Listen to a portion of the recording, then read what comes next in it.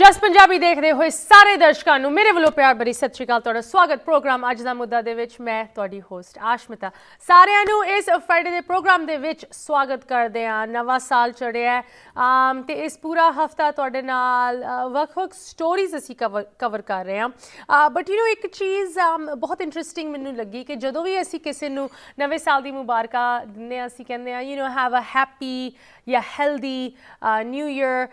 ਅਸੀਂ ਨਾਲ ਦੇ ਨਾਲ ਇਹ ਵੀ ਕਹਿੰਦੇ ਹੈਵ ਅ ਪ੍ਰੋਸਪਰਸ ਜਾਂ wealthy happy healthy and wealthy new year, ਕਿ ਤੁਹਾਡੇ ਕੰਮ ਦੇ ਵਿੱਚ ਵੀ ਬਰਕਤ ਆਏ, ਤੁਹਾਡੇ ਪੈਸੇ ਨੂੰ ਹੋਰ ਪੈਸੇ ਬਣਨ, ਰਾਈਟ। ਸੋ ਜਦੋਂ ਅਸੀਂ ਵੈਲਥ ਦੀ ਗੱਲ ਕਰਦੇ ਹਾਂ, ਖਾਸ ਕਰਕੇ ਯੂਨਾਈਟਿਡ ਸਟੇਟਸ ਦੀ ਇਕੋਨਮੀ ਦੀ ਇਸ ਸਾਲ ਕਿਸ ਤਰ੍ਹਾਂ ਦੇ ਟ੍ਰੈਂਡਸ ਅਸੀਂ ਐਕਸਪੈਕਟ ਕਰ ਸਕਦੇ ਹਾਂ, ਇਹਦੇ ਬਾਰੇ ਮੈਂ ਇਹ ਪ੍ਰੋਗਰਾਮ ਤੁਹਾਡੇ ਨਾਲ ਅੱਜ ਪੇਸ਼ ਕਰ ਰਹੀ ਹਾਂ।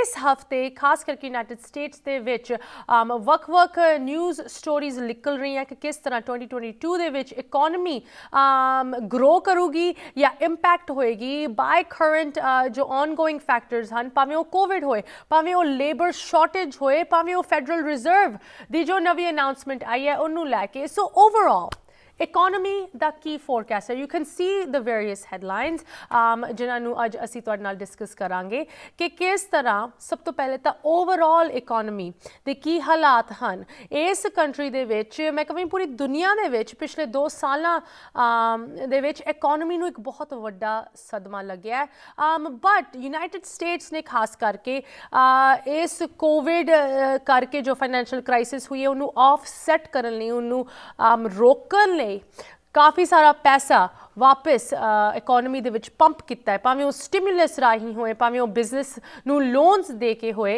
ਐਂਡ ਇਹਦੇ ਕਰਕੇ ਕੁਝ ਪੋਜ਼ੀਟਿਵ ਕੁਝ ਨੈਗੇਟਿਵਸ ਹੋਏ ਹਨ, ਭਾਵੇਂ ਉਹ ਇਨਫਲੇਸ਼ਨ ਹੋਏ, ਜਿਸ ਤਰ੍ਹਾਂ ਤੁਹਾਨੂੰ ਪਹਿਲੇ ਵੀ ਅਸੀਂ ਤੁਹਾਡੇ ਨਾਲ ਸਟੋਰੀ ਸ਼ੇਅਰ ਕੀਤੀ ਸੀ ਕਿ ਕਿਸ ਤਰ੍ਹਾਂ ਇਨਫਲੇਸ਼ਨ ਇੱਕ ਬਹੁਤ ਹੀ ਰੈਕਡ ਲੈਵਲਸ ਤੱਕ ਪਹੁੰਚ ਗਈ ਹੈ ਤੇ ਇਹਦੇ ਕੀ ਕੁਝ ਨੈਗੇਟਿਵ ਇੰਪੈਕਟਸ ਸਾਨੂੰ ਮਹਿਸੂਸ ਹੋ ਰਹੇ ਹਨ। ਭਾਵੇਂ ਤੁਹਾਡੇ ਲਈ could B average things like ਜੋ ਤੁਸੀਂ ਗਰੋਸਰੀ ਕਰਨ ਚਾਹੁੰਦੇ ਹੋ, ਮਾਮੂਲੀ ਚੀਜ਼ਾਂ ਦੀ ਕੀਮਤ ਵੱਧ ਗਈ ਹੈ, ਮਹਿੰਗਾਈ ਵੱਧ ਗਈ ਹੈ।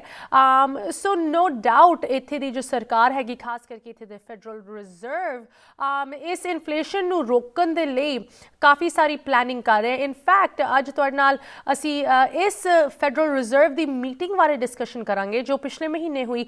ਉਸ ਮੀਟਿੰਗ ਦੀ ਡੀਟੇਲਸ ਇਸ ਹਫਤੇ ਰਿਪੋਰਟ ਹੋ ਰਹੀਆਂ ਐਂਡ ਸਭ ਤੋਂ ਵੱਡੀ ਨਿਊਜ਼ ਇਸ ਮੀਟਿੰਗ ਦੇ ਵਿੱਚ ਇਹੀ ਦੱਸੀ ਗਈ ਹੈ ਕਿ ਇੰਟਰਸਟ ਰੇਟਸ ਇਨਕਰੀਜ਼ ਹੋਣ ਜਾ ਰਹੇ। ਇਨਫੈਕਟ ਫੈਡਰਲ ਰਿਜ਼ਰਵ ਦੇ ਜੋ ਕੁਝ ਨੁਮਾਇੰਦੇ ਹਨ ਉਹਨਾਂ ਨੇ ਇਹੀ ਕਿਹਾ ਕਿ ਇੰਟਰਸਟ ਰੇਟਸ ਨੂੰ ਵਧਾਇਆ ਜਾਊਗਾ ਤੇਜ਼ੀ ਦੇ ਨਾਲ ਤੇ ਬਹੁਤ ਵਾਰੀ ਵਧਾਇਆ ਜਾਊਗਾ। 3 ਵਾਰੀ ਮੋਸਟ ਲਾਈਕਲੀ 3 ਵਾਰੀ ਇਹ ਇੰਟਰਸਟ ਰੇਟਸ ਵੱਧ ਸਕਦੇ ਆ।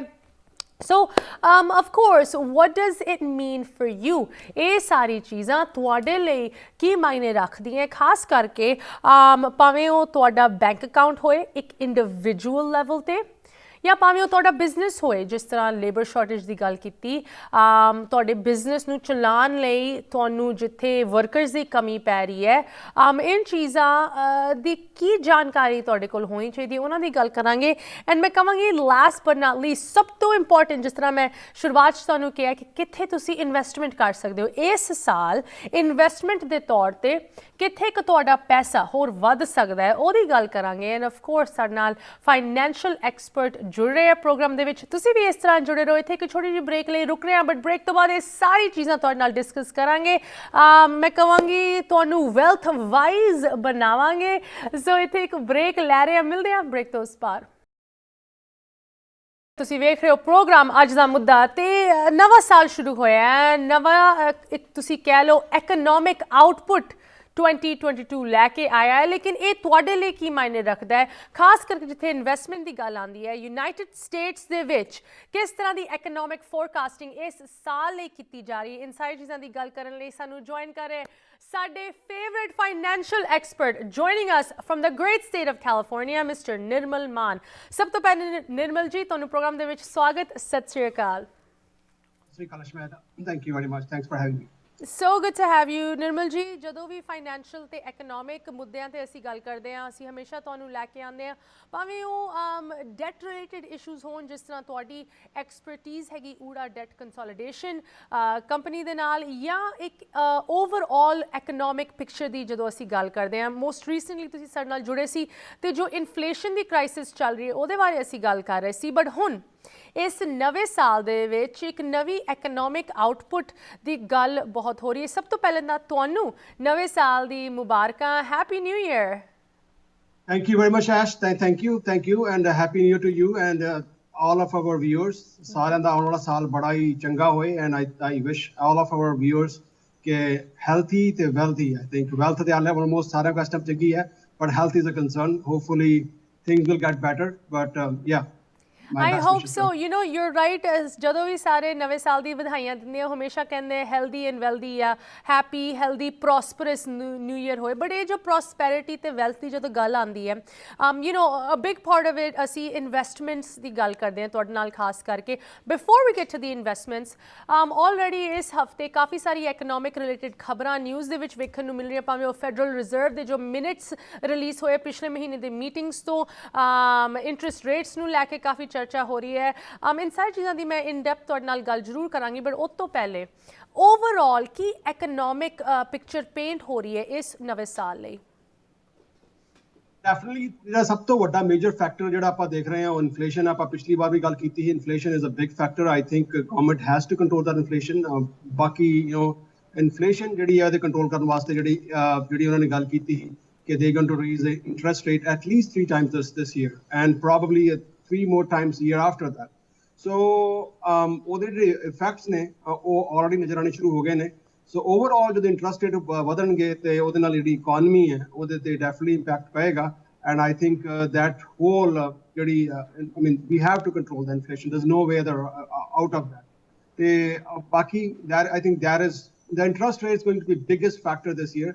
ਜਿਹੜੇ ਆਪਾਂ we are got so used to these low interest rates, everyone is, and ਉਹਦੇ ਨਾਲ ਥੋੜੀ ਜਿਹੜੀ ਹੈ ਮਾਰਕੀਟ ਜਿਹੜੀ ਖਾਸ ਕਰਕੇ ਆਪਣੀ ਹੈਗੀ ਹੈ real estate the, not right away, not in Q1 or Q2, probably second half of the year, second end of Q2 and after Q3, I think prices ਜਿਹੜੀਆਂ ਨੇ ਘਰਾਂ ਦੀਆਂ ਪਹਿਲਾਂ ਸਟੇਬਲ ਹੋਣੀ ਸ਼ੁਰੂ ਹੋਣਗੀਆਂ, then probably there is a possibility that there will be a reduction in prices. Oh wow, that's a बहुत ਤੁਸੀਂ interesting ਖਬਰ ਸਾਡੇ ਨਾਲ share ਕੀਤੀ, and of course this is, you know, we're kind of doing educated guesses and speculation to some extent, but I think ਜੋ ਤੁਹਾਡੀ ਇਹ ਗੱਲ ਹੈਗੀ ਇਹ ਇੱਕ ਕਾਫੀ solid understanding ਤੇ based ਹੈ, ਜੋ ਰਿਪੋਰਟਿੰਗ ਨਿਕਲ ਕੇ ਆ ਰਹੀ ਹੈ ਇਨ ਚੀਜ਼ਾਂ ਬਾਰੇ। ਜੋ ਤੁਸੀਂ ਫੈਡਰਲ ਰਿਜ਼ਰਵ ਦੇ ਇਸ ਅਨਾਉਂਸਮੈਂਟ ਬਾਰੇ ਗੱਲ ਕੀਤੀ that at least 3 ਵਾਰੀ ਇੰਟਰਸਟ ਰੇਟਸ ਇਨਕਰੀਜ਼ ਹੋਣਗੇ, ਇਸ ਅਨਾਉਂਸਮੈਂਟ ਨੂੰ ਲੈ ਕੇ I need some clarification ਤੁਹਾਡੇ ਤੋਂ। ਤੁਸੀਂ ਹਮੇਸ਼ਾ ਸਾਡੇ ਨਾਲ ਆਪਦੀ ਐਕਸਪਰਟੀਜ਼ ਆਪਦੀ ਨੌਲੇਜ ਸ਼ੇਅਰ ਕਰਦੇ ਹੋ। ਐਕਸਪਲੇਨ ਟੂ ਅਸ ਨਿਰਮਲ ਜੀ, ਕਾਫੀ ਰਿਪੋਰਟਿੰਗ ਇਹ ਕਹਿ ਰਹੀ ਹੈ ਕਿ ਜਿਸ ਤਰ੍ਹਾਂ ਇਕਨੋਮੀ ਕਾਫੀ ਗਰਮ ਤਰੀਕੇ ਦੇ ਨਾਲ ਗਰੋ ਹੋ ਰਹੀ ਸੀ ਤੇ ਇਨ ਇੰਟਰਸਟ ਰੇਟਸ ਨੂੰ ਵਧਾ ਕੇ ਫੈਡ ਦੀ ਇਹ ਉਮੀਦ ਹੈ ਕਿ ਇਕਨੋਮੀ ਨੂੰ ਥੋੜਾ ਕੂਲ ਕੀਤਾ ਜਾਏ। So what is this cooling of effect? ਮਤਲਬ ਕਿ ਇਹ ਠੰਡਾ ਕਰਨ ਦੀ ਕੀ ਕੋਸ਼ਿਸ਼ ਹੋ ਰਹੀ ਹੈ? ਇਹਨਾਂ ਨੂੰ ਕੰਪਲੈਕਸ ਕਨਸੈਪਟਸ ਨੂੰ ਥੋੜੇ ਸਿੰਪਲ ਸ਼ਬਦਾਂ ਵਿੱਚ ਪਲੀਜ਼ ਸਾਨੂੰ ਸਮਝਾਓ।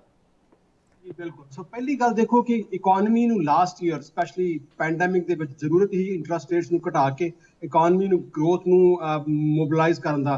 ਉਹਨੂੰ ਜਿਹੜੀ ਗਰੋਥ ਚੱਲਦੀ ਪਈ ਉਹਦੇ ਵਿੱਚ ਕਿਤੇ ਸਟਾਪ ਫੁੱਲ ਸਟਾਪ ਨਾ ਆ ਜਾਏ, ਉਹਨੂੰ ਮੂਵ ਕਰਨ ਵਾਸਤੇ ਉਹ ਇੰਟਰਸਟ ਰੇਟ ਕਰਾਉਣੇ ਜ਼ਰੂਰੀ ਹਨ।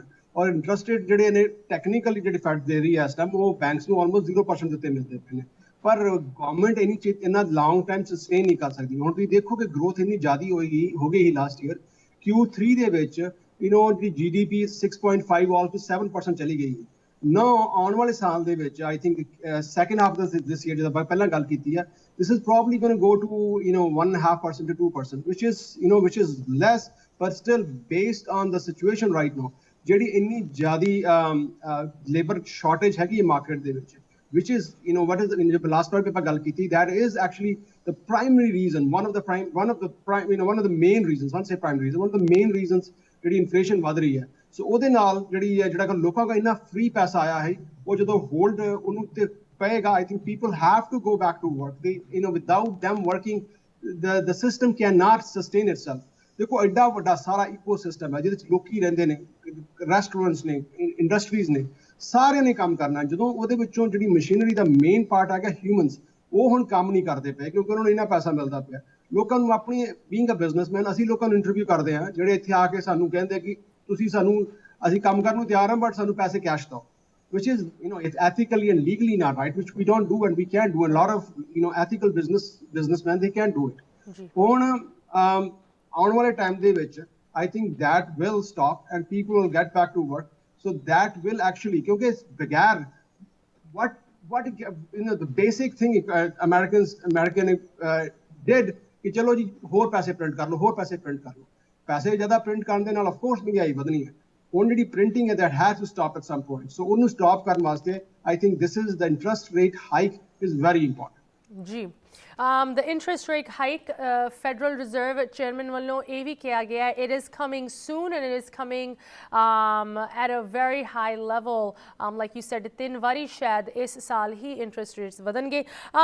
You mentioned the labor shortage and ਇਸ ਚੀਜ਼ ਨੂੰ ਲੈ ਕੇ ਕੁਝ numbers ਤੇ ਇੱਕ ਬਹੁਤ ਵੱਡਾ ਮੈਂ ਟ੍ਰੈਂਡ ਤੁਹਾਡੇ ਨਾਲ ਡਿਸਕਸ ਕਰਨਾ ਚਾਹੁੰਦੀ ਹਾਂ। ਇੱਕ ਛੋਟੀ ਜਿਹੀ ਬ੍ਰੇਕ ਲਈ ਰੁਕਦੇ ਹਾਂ। ਨਿਰਮਲ ਜੀ ਇਸ ਤਰ੍ਹਾਂ ਸਾਡੇ ਨਾਲ ਜੁੜੇ ਰਹੋ, ਵੀਅਰਸ ਤੁਸੀਂ ਵੀ ਜੁੜੇ ਰਹੋ। The Great Resignation, ਇਹਦੇ ਬਾਰੇ ਗੱਲ ਕਰਾਂਗੇ ਬ੍ਰੇਕ ਤੋਂ ਉਸ ਪਾਰ। ਤੁਸੀਂ ਵੇਖ ਰਹੇ ਹੋ ਪ੍ਰੋਗਰਾਮ ਅੱਜ ਦਾ ਮੁੱਦਾ। ਦ ਗ੍ਰੇਟ ਰੈਜ਼ਿਗਨੇਸ਼ਨ, ਅਸੀਂ ਜ਼ਰੂਰ ਇਸ ਚੀਜ਼ ਬਾਰੇ ਲਗਾਤਾਰ ਤੁਹਾਡੇ ਨਾਲ ਕਵਰੇਜ ਪੇਸ਼ ਕਰ ਰਹੇ ਹਾਂ ਕਿ ਕਿਸ ਤਰ੍ਹਾਂ ਲੋਕੀ ਵਾਪਸ ਕੰਮ ਕਰਨ ਤੋਂ ਇਨਕਾਰ ਕਰ ਰਹੇ, ਪਿੱਛੇ ਹਟ ਰਹੇ, ਰਿਜ਼ਾਈਨ ਕਰ ਰਹੇ ਆਪਣੀ ਨੌਕਰੀਆਂ ਤੋਂ, ਜਾਂ ਸਿੰਪਲੀ ਕਹਿ ਰਹੇ ਕਿ ਅਸੀਂ ਕੰਮ ਹੀ ਨਹੀਂ ਕਰਨਾ।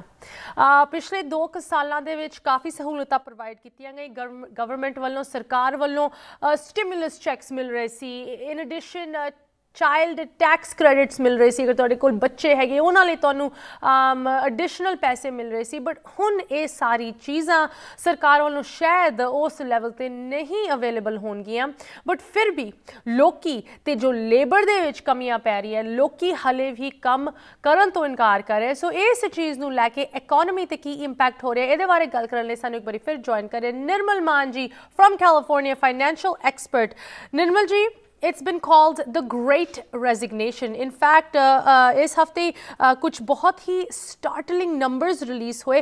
4.5 million people quit their jobs in November alone। 4.5 million ਲੋਕਾਂ ਨੇ ਆਪ ਦੀ ਨੌਕਰੀਆਂ ਛੱਡੀਆਂ ਸਿਰਫ ਤਾਂ ਸਿਰਫ ਨਵੰਬਰ ਦੇ ਮਹੀਨੇ ਦੇ ਵਿੱਚ। So once again, these numbers are record breaking. Before we kind of get to the economic impact of this, कि किस तरह economy ਨੂੰ impact ਕਰੂਗਾ ਇਹੋ ਜਿਹੇ numbers, let's talk about the trend।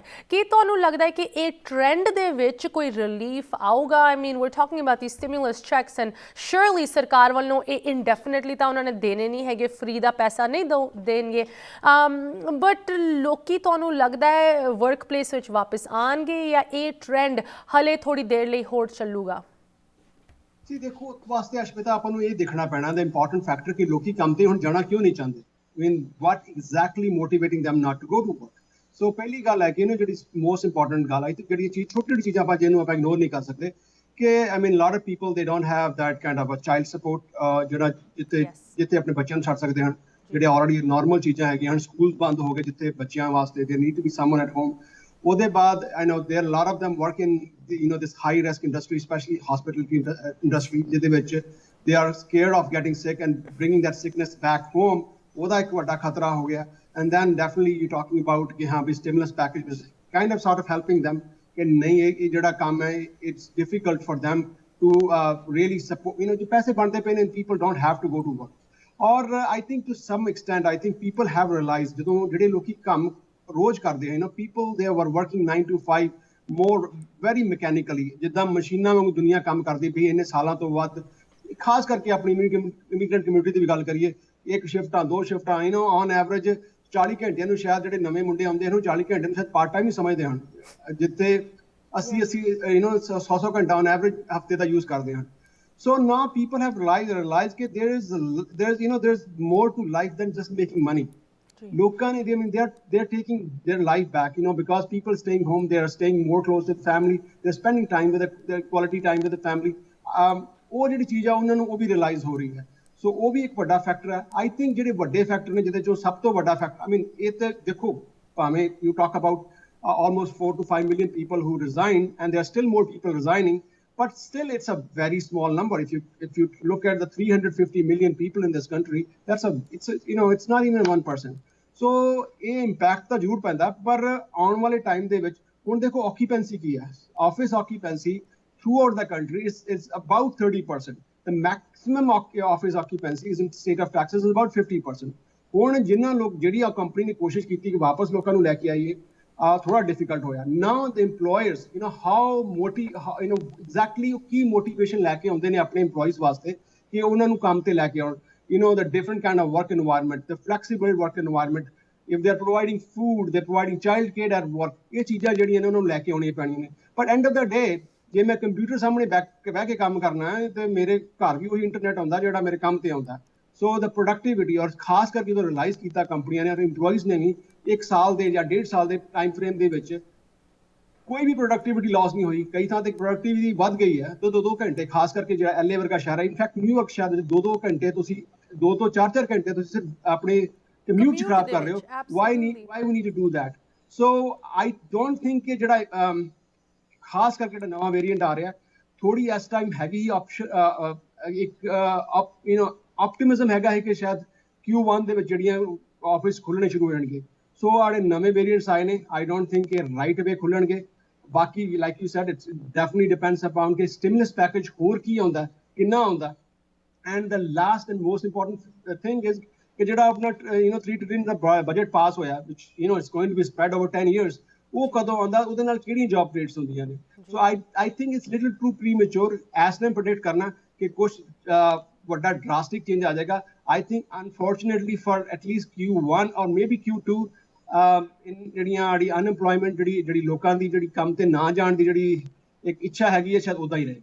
ਜੀ ਨਿਰਮਲ ਜੀ, ਸ਼ੋਰਲੀ ਇਸ ਟ੍ਰੈਂਡ ਦਾ ਇੱਕ ਬਹੁਤ ਵੱਡਾ ਇਕਨੋਮਿਕ ਇੰਪੈਕਟ ਹੋ ਰਿਹਾ. ਆਈ ਮੀਨ ਜੋ ਓਬਵੀਅਸ ਚੀਜ਼ਾਂ ਆਮ ਲੋਕਾਂ ਨੂੰ ਵੀ ਮਹਿਸੂਸ ਹੋ ਰਹੀਆਂ. For example in the last month, normally ਜੋ ਸਭ ਤੋਂ ਜ਼ਿਆਦਾ ਬਿਜ਼ੀ ਟਰੈਵਲ ਸੀਜ਼ਨ ਹੁੰਦਾ ਹੈ, ਹੌਲੀਡੇਜ਼, ਦਸੰਬਰ ਦਾ ਮਹੀਨਾ, we hearing these absurd reports ਕਿ 10,000 12,000 14,000 ਫਲਾਈਟਾਂ ਕੈਂਸਲ ਹੋ ਗਈਆਂ ਇੱਕ ਹਫਤੇ ਦੇ ਵਿੱਚ. ਜਦੋਂ ਲੋਕੀ ਸਭ ਤੋਂ ਜ਼ਿਆਦਾ ਟਰੈਵਲ ਕਰ ਰਹੇ ਨੇ, mostly because of COVID related shortages ke airline de kol staffing issues aa rahe hai. So this is one obvious economic impact jo sanu aam lokan nu dis raha hai.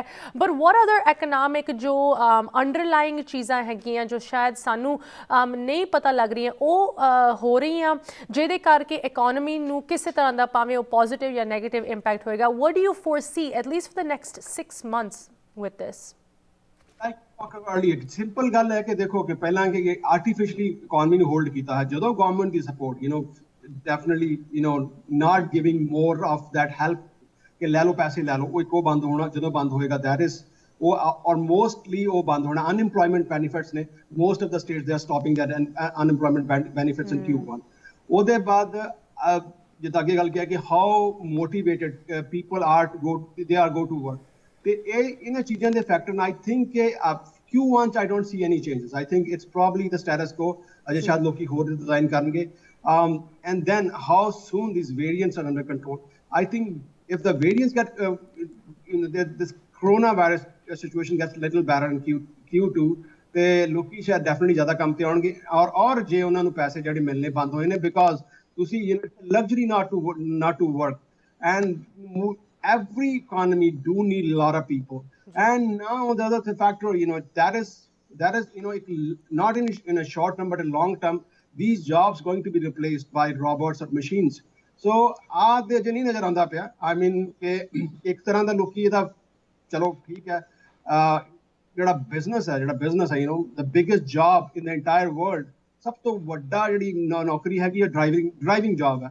ਔਰ ਉਹ I mean in near future ਉਹ job ਜਿਹੜੀ ਸਭ ਤੋਂ ਵੱਡੀ high risk ਤੇ ਹੈਗੀ ਹੈ, ਆਪਣੇ ਆਪ ਚੱਲਣ ਵਾਲੀਆਂ ਗੱਡੀਆਂ ਜਾਂ ਕਾਰਾਂ, ਟਰੱਕ ਆ ਜਾਣੇ ਨੇ. ਸੋ ਉਹ ਜੌਬ ਦੇ ਇੰਪੈਕਟ ਪਏਗਾ. ਹੋਰ ਆਟੋਮੇਸ਼ਨ ਦੇ like last month I had to travel, ਮੈਂ ਹੋਟਲ 'ਚ ਗਿਆ ਹਾਂ, ਦੇਰ ਵਾਜ਼ ਨੋ ਚੈਕਿੰਗ ਸਟਾਫ. ਉਹਦੇ ਇੱਥੇ ਜਿੱਦਾਂ just like plane tickets you just check in ਕਰੋ ਤੇ ਤੁਹਾਨੂੰ ਕਾਰਡ ਦੇ ਦਿੰਦੇ ਨੇ. ਸੋ ਹੋਰ ਆਟੋਮੇਸ਼ਨ ਜਿਹੜੀ ਜ਼ਿਆਦਾ ਆ ਜਾਏਗੀ. ਤੋ ਪਰ near future ਦੇ ਵਿੱਚ I don't see any drastic changes in next 6 months also. For long run we should be expecting a lot more. I think ਇਹ ਇੱਕ ਬਹੁਤ ਵੱਡੀ ਮੈਂ ਕਵਾਂਗੀ ਸਦਮਾ ਹੋਏਗਾ ਫॉर ਸਮਾਲ ਬਿਜ਼ਨੈਸਿਸ ਜੋ ਰਿਲਾਈ ਕਰਦੇ ਹੈ ਇਹੋ ਜਿਹੀ ਲੇਬਰ ਤੇ ਜਿਨ੍ਹਾਂ ਦੇ ਕੋਲ ਸ਼ਾਇਦ ਉਹ ਐਕਸਟਰਾ ਰਿਸੋਰਸਿਸ ਨਾ ਹੋਣ ਕਿ ਉਹ ਆਟੋਮੇਸ਼ਨ ਨੂੰ ਇਸ ਵੇਲੇ ਅਪਣਾਉਣ you talking about let's just say transportation ਜਾਂ ਹਸਪਿਟੈਲਿਟੀ ਸਾਡੀ ਕਮਿਊਨਿਟੀ ਵਿੱਚ ਕਿੰਨੇ ਹੋਟਲ ਓਨਰਸ ਹੈਗੇ that operate small hotel chains and that is just not an option and now ਉਹਨਾਂ ਦੇ ਕੋਲ ਲੇਬਰ ਇਸ ਵੇਲੇ ਹੈਗੀ it's a very interesting time for the working world. But I want to kind of talk about the positives of this, right? ਤੁਸੀਂ programme ਦੀ ਸ਼ੁਰੂਆਤ ਦੇ ਵਿੱਚ ਕਿਹਾ ਸੀ ਕਿ ਇਨਵੈਸਟਮੈਂਟ ਤੌਰ ਤੇ ਖਾਸ ਕਰਕੇ ਰੀਅਲ ਏਸਟੇਟ ਦੇ ਵਿੱਚ ਕੁਝ ਰਿਲੀਫ ਕੁਝ ਠਹਿਰਾਵ ਆ ਰਿਹਾ ਹੈ ਇਸ ਰੀਅਲ ਏਸਟੇਟ ਮਾਰਕੀਟ ਦੇ ਵਿੱਚ I want to talk a little bit more about that. ਇੱਕ ਹੋਰ ਛੋਟੀ ਜਿਹੀ ਬ੍ਰੇਕ ਲਈ ਰੁਕ ਰਹੇ ਹਾਂ ਨਿਰਮਲ ਮਾਨ ਜੀ ਪਲੀਜ਼ ਸਾਡੇ ਨਾਲ ਜੁੜੇ ਰਹੋ ਵਿਊਅਰਸ ਤੁਸੀਂ ਵੀ ਜੁੜੇ ਰਹੋ ਰੀਅਲ ਏਸਟੇਟ ਦੇ ਵਿੱਚ ਕਿਸ ਤਰ੍ਹਾਂ ਦੇ ਚੇਂਜਸ ਆ ਰਹੇ ਤੇ ਕਿਸ ਤਰ੍ਹਾਂ ਤੁਸੀਂ ਸ਼ਾਇਦ ਇੱਕ ਇਨਵੈਸਟਮੈਂਟ ਤੌਰ ਤੇ ਇਹਦੇ ਵਿੱਚ ਇਨਵੋਲਵ ਹੋ ਸਕਦੇ ਉਹਦੀ ਗੱਲ ਕਰਾਂਗੇ ਬ੍ਰੇਕ ਤੋਂ ਉਸ ਬਾਅਦ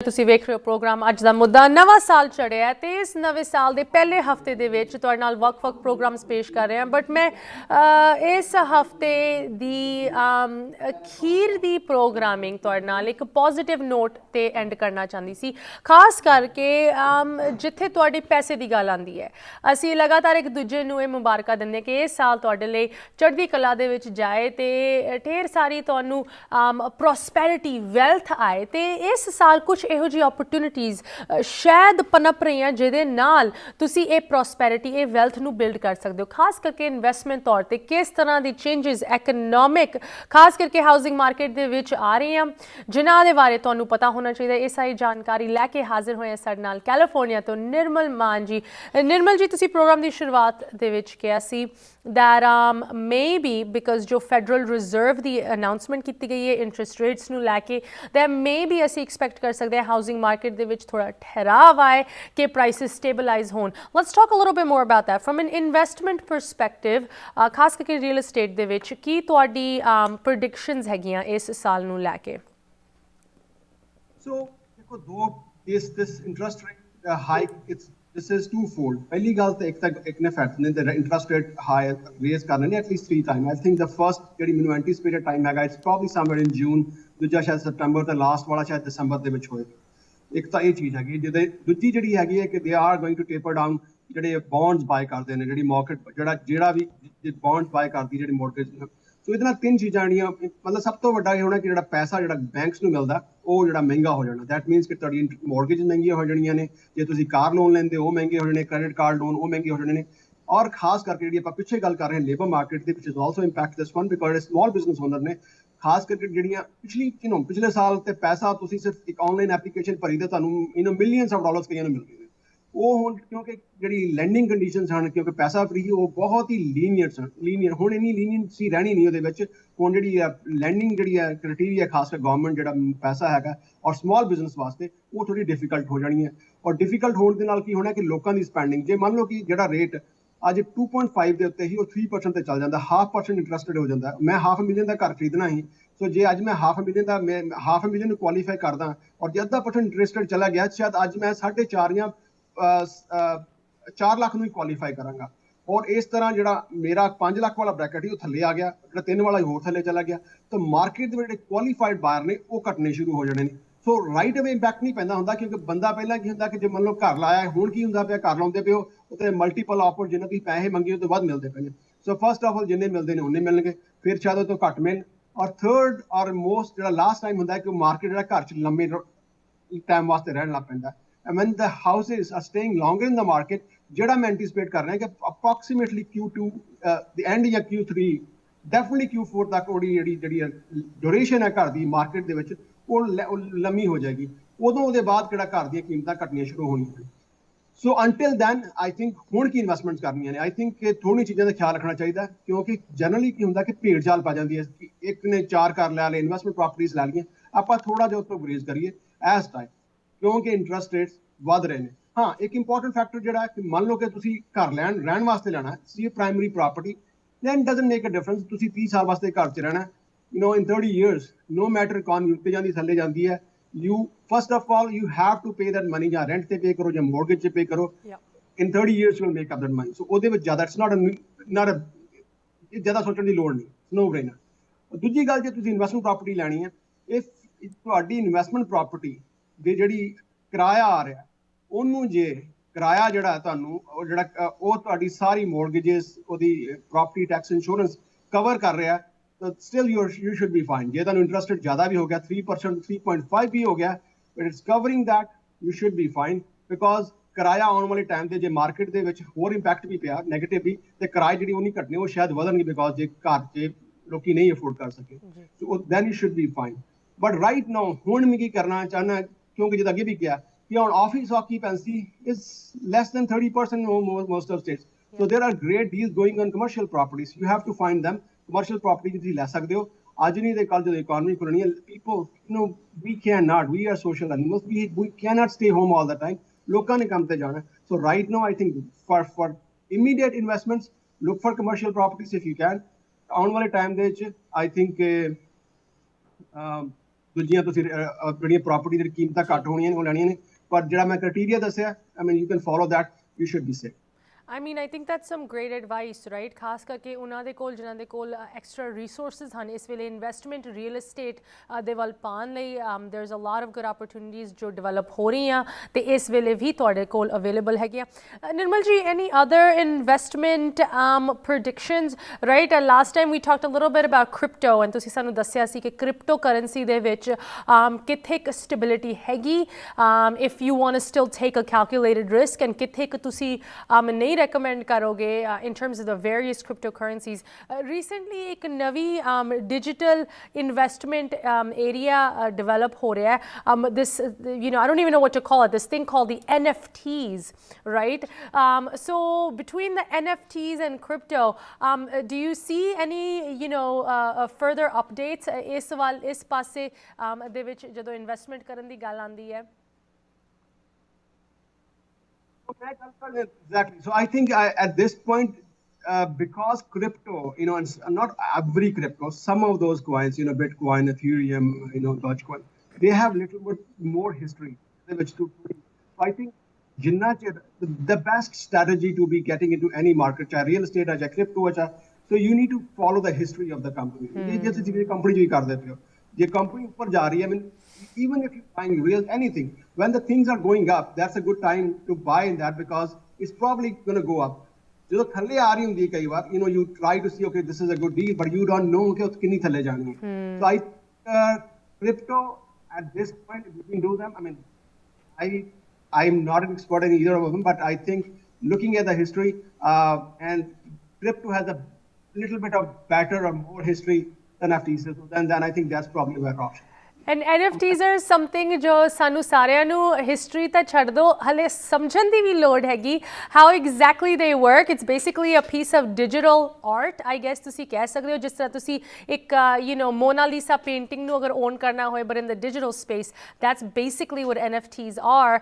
ਇਹ ਮੈਂ ਬਹੁਤ ਹੀ ਓਵਰ ਸਿੰਪਲੀਫਾਈਡ ਉਹਦੀ ਡੈਫੀਨੇਸ਼ਨ ਦਿੱਤੀ ਹੈ, but long way to go. Very, very important factor. That's the most important factor. ਜਿਹੜੀ ਤੁਸੀਂ ਗੱਲ ਕੀਤੀ ਹੈ ਕਿ we need to understand,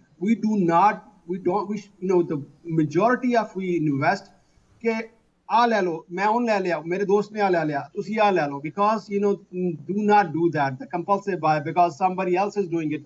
Don't do that. Do this just because you understand that well, because it's still a calculated risk, but when you understand, that's a better calculated risk when you are totally investing on somebody else's analysis, because somebody else analysis you don't know ਕਿ ਕਿਸੇ ਦਾ ਗਲਤ ਹੈ ਕਿੰਨਾ ਸਹੀ ਹੈ।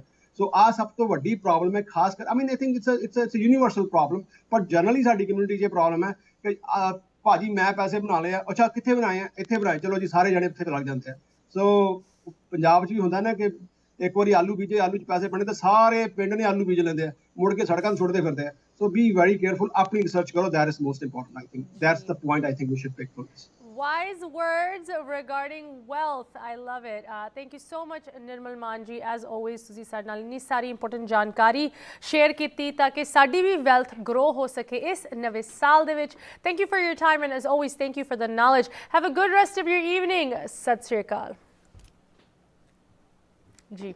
ਇੱਥੇ ਹੀ programme ਦੀ ਸਮਾਪਤੀ ਕਰਦੇ ਹਾਂ। I know we covered a lot of stuff and ਇਸ ਪ੍ਰੋਗਰਾਮ ਦੇ ਵਿੱਚ ਜੋ ਅਸੀਂ ਟੌਪਿਕਸ ਕਵਰ ਕੀਤੇ ਖਾਸ ਕਰਕੇ ਇਕੋਨਮੀ ਨੂੰ ਲੈ ਕੇ these are all developing stories ਹੈ ਨਾ। ਇਹਨਾਂ ਦੇ ਵਿੱਚ ਹਰ ਰੋਜ਼ ਕੋਈ ਨਾ ਕੋਈ ਨਵੀਂ ਡਿਵੈਲਪਮੈਂਟ ਹੁੰਦੀ ਹੈ ਖਾਸ ਕਰਕੇ ਇੰਟਰਸਟ ਰੇਟਸ ਨੂੰ ਲੈ ਕੇ। ਸੋ ਸਾਡੇ ਵੱਲੋਂ ਲਗਾਤਾਰ ਕਵਰੇਜ ਪ੍ਰੋਵਾਈਡ ਕਰਦੇ ਰਹਾਂਗੇ। ਅੱਜ ਦੇ ਪ੍ਰੋਗਰਾਮ ਨੂੰ ਲੈ ਕੇ ਸਾਡੇ ਲਈ ਸਾਡੇ ਗੈਸਟ ਲਈ ਜੋ ਇੰਟਰਸਟ ਰੇਟ ਹਾਈਕ ਹੋ ਰਹੀ ਹੈ ਜਾਂ ਕਿੱਥੇ ਤੁਸੀਂ ਆਪਦੀ ਇਨਵੈਸਟਮੈਂਟ ਇਸ ਸਾਲ ਦੇ ਵਿੱਚ ਪਾ ਸਕਦੇ ਹੋ, ਇਨ ਸਾਰੇ ਮੁੱਦਿਆਂ ਨੂੰ ਲੈ ਕੇ ਕੋਈ ਵੀ ਕੁਐਸਚਨਸ ਜਾਂ ਕਮੈਂਟਸ ਸਾਡੇ ਲਈ ਤੁਸੀਂ ਜ਼ਰੂਰ ਸਾਨੂੰ ਲਿਖ ਸਕਦੇ ਹੋ। info@justbroadcasting.com, aashmeeta@justbroadcasting.com।